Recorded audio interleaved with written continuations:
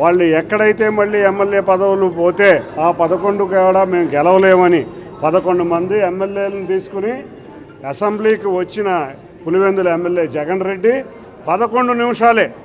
11 మంది ఎమ్మెల్యేలని 11 నిమిషాలే అసెంబ్లీలో గడిపి ప్రజా సమస్యల్ని ప్రస్తావించకుండానే ఒక షికారు యాత్ర చేశాడు.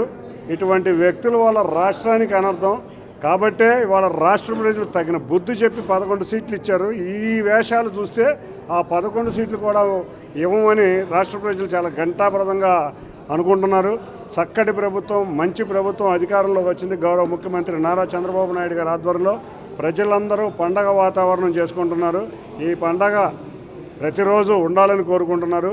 కాబట్టే సైకో జగన్ రెడ్డి ప్రజలు ఆనందంగా ఉండటం ఇష్టం లేక రకరకాల విన్యాసాలు చేస్తా, అసభ్యకరమైన భాషలు వాడుతా, ప్రజలని రెచ్చగొడతా, ప్రజల మధ్య కులాల మధ్య చిచ్చు పెట్టాలని చూసినా కూడా అందరూ కూడా కలిసికట్టుగా ఉంటూ ప్రజాప్రభుత్వం ముందుకు సాగుతుంది.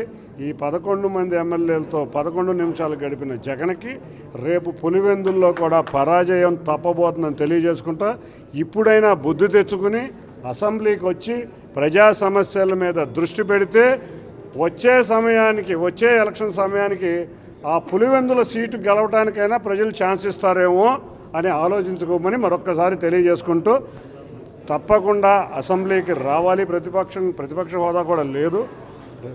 వచ్చి ప్రజా సమస్యల మీద తమకు తెలిసిన మీద పోరాడాలని జగన్ రెడ్డికి మరొక్కసారి మేమందరం కోరటం జరుగుతుంది. Thank you.